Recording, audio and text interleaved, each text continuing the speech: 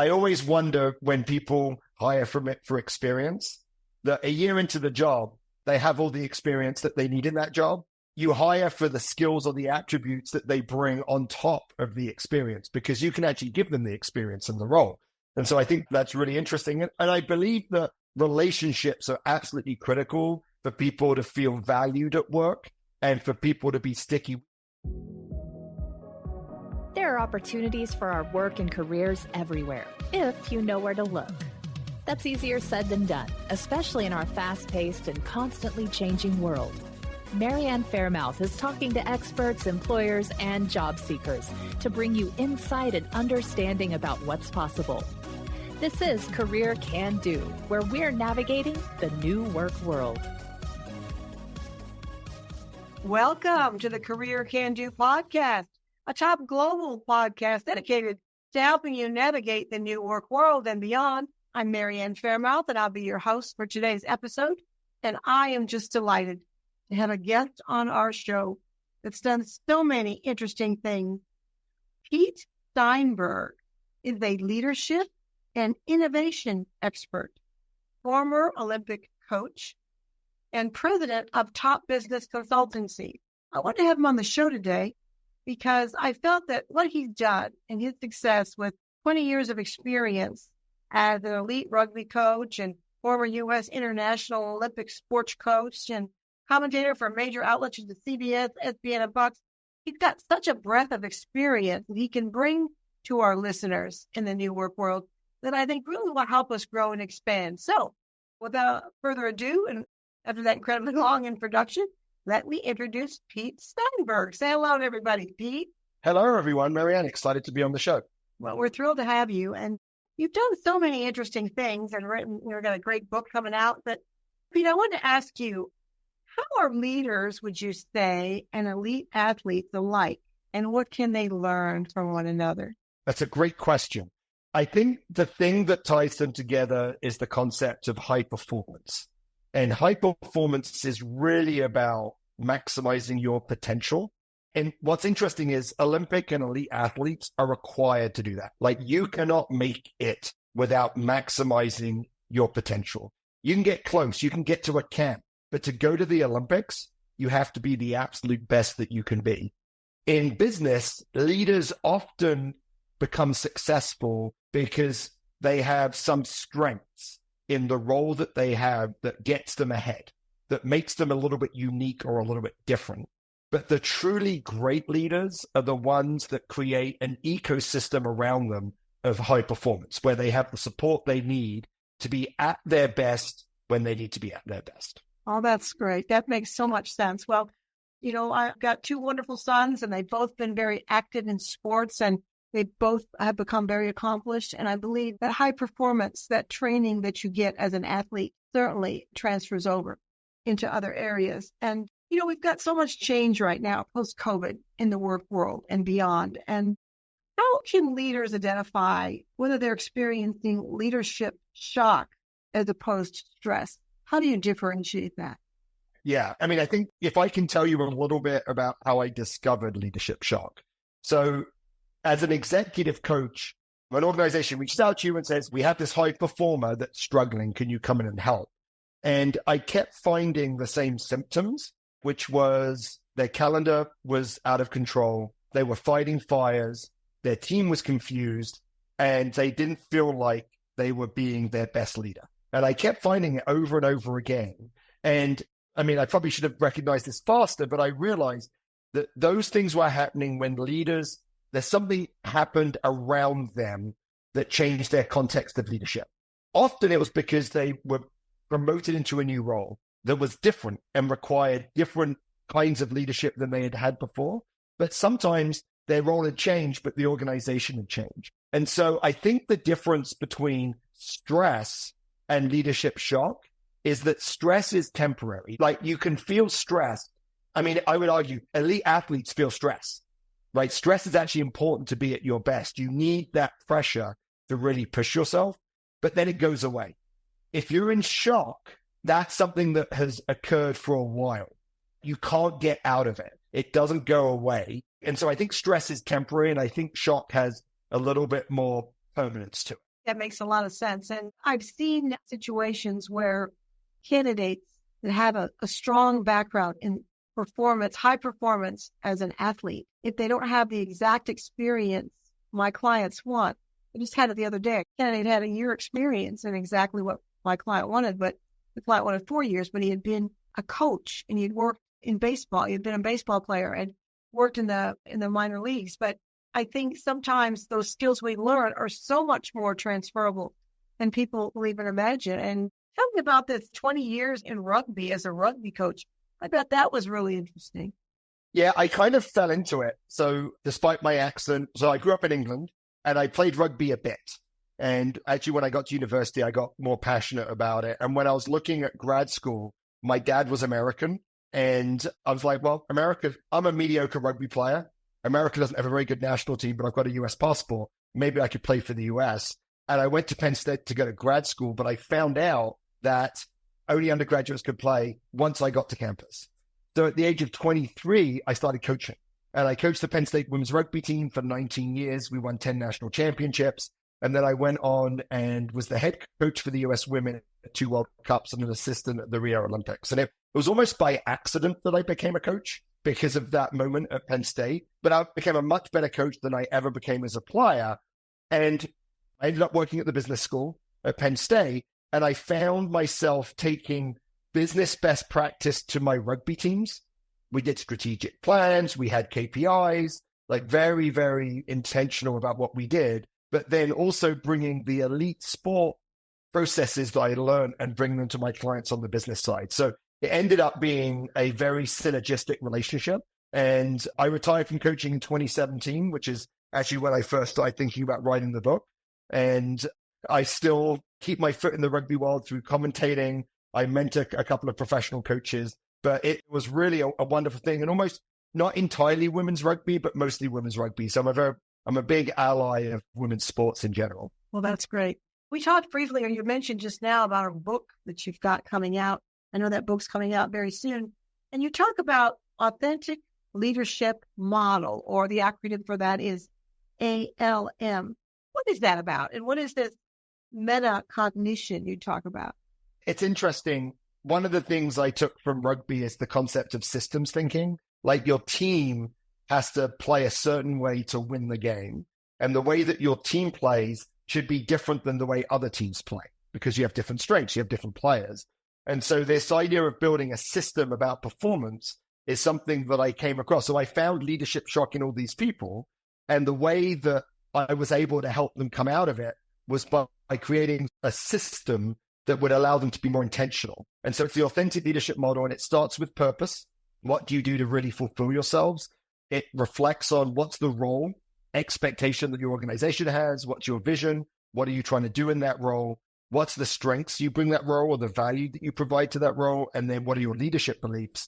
And you can go through this in the book, but through that model, you can really identify and be very intentional about, here are my focus areas, here are the areas that I should really spend my time on.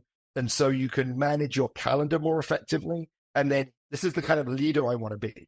And so this allows you to be able to work with your manager or with your team more explicitly about how you can all work together to achieve the outcomes you want in your role.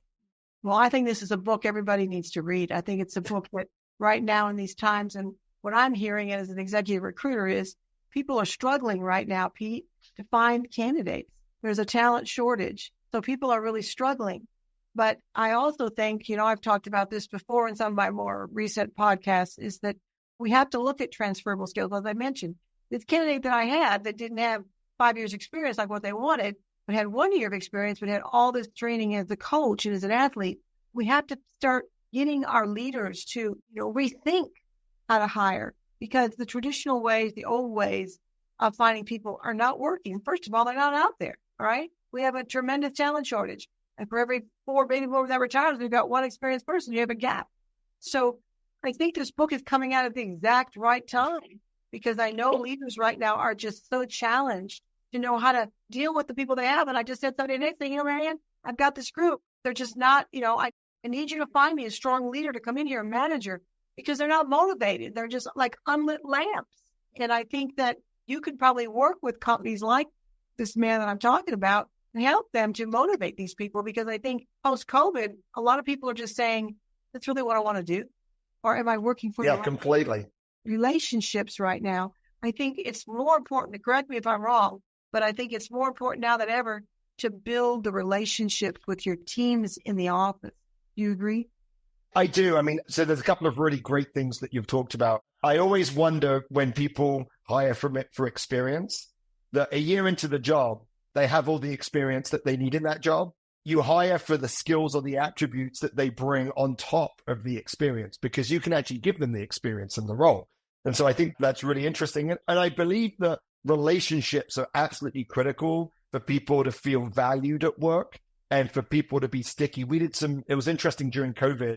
My firm did some work for a global law firm, and they said, we're saving tens of millions of dollars by not being in the office and not traveling. So what if we're just a virtual law firm? What does that mean? And they asked us to do some research. And if you go to the academic research, there'll be 3 things that makes someone sticky, like someone that really wants to work at your organization. So one is purpose. Like, do they feel like they can be fulfilled in the job, in the organization? And often that's aligning to the organizational purpose. Then there's strengths. Do they feel like their strengths are being leveraged in the role? And then the third thing is really interesting. It's citizenship. And so when you talk about, I need someone to come in to lead this team, maybe you need that team to be better citizens. You don't need a better leader. You need that team to really engage in their experience at work. And I do believe that experience at work needs to have some face-to-face element of it. How much that face-to-face element you need, I think, is really contextual. It depends on the team that you are, the work that you do, the amount of work they have to do together.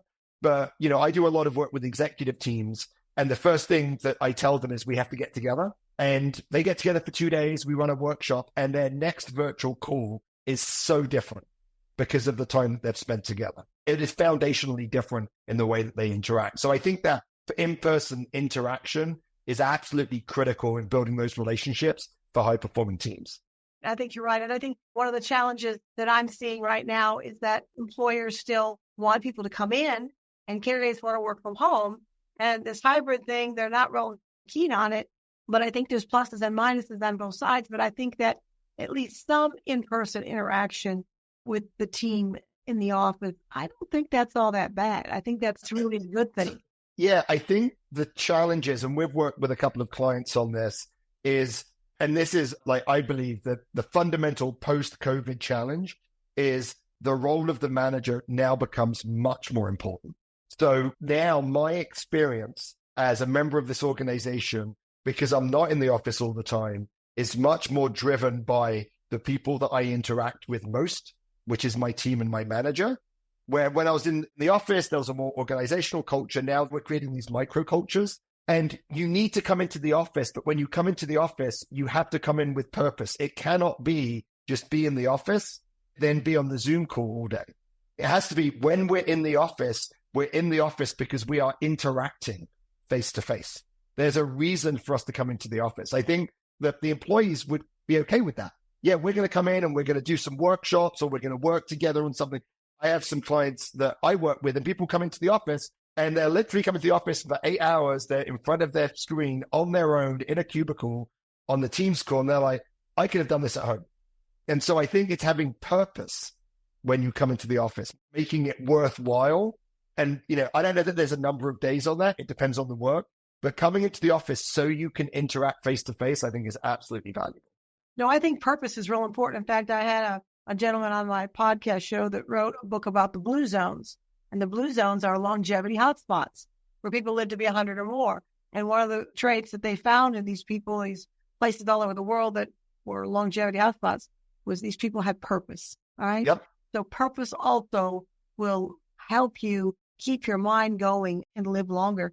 Obviously, you got to have the nutrition and everything else. But I think purpose is real important. Studies have been done. People, when they retire, sometimes they don't live very long. And why is that? Yeah, that's right. Purpose. So I think completely it's important. Now, your book that's coming out, it's going to be coming out, you said, very soon. Can people find it on Amazon, or where will they be able to find it? Yeah. The Leadership Shock by Pete Steinberg. It'll be on Amazon?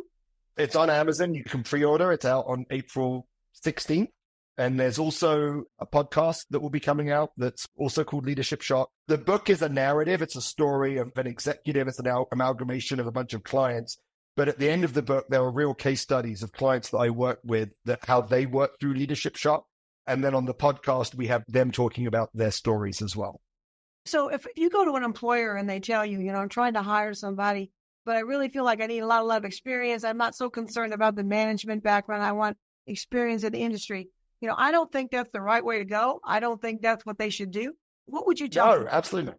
So, Mary Ann, we have these conversations. And what we say is, like in our work, we talk about attributes, skills, and experience. Experience is easily changed. You can give people experience. Skills, you can change over time, but it takes works. Attributes don't change. You should be hiring for attributes. You should be hiring for the people that are committed, that are passionate, that are detail-oriented, whatever the job needs, that are innovators. That's what you should hire. Everything else an organization should be able to develop, but they can't change the attributes of their candidate. And so look at attributes and look at skills, the experience the organization will get. Now, there are definitely situations where networks, like they have a network in the industry that you want to leverage if it's a salesperson. I think that's true, but take the things that you can't change as an organization and select on those things. Now, I think attributes is my new favorite word, because I'm sitting here trying to counter objections. Well, I need 5 years experience. Well, I need strong SAP. Let's look at the attributes. Okay. Yeah. Let's look at what if this person is going to bring you triple in sales. All right. You can learn that you can teach them some of these products. Completely.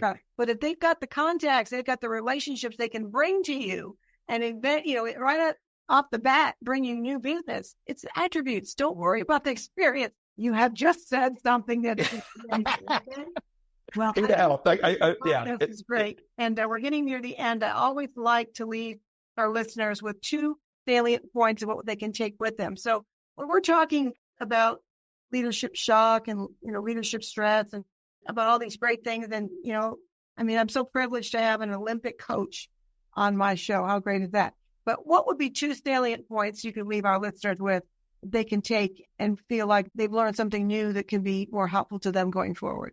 I think the first thing is maybe to recognize that things can get better, that often you find yourself in this space where you don't have much control, or you don't feel like you have much control. That's leadership shock, but you do.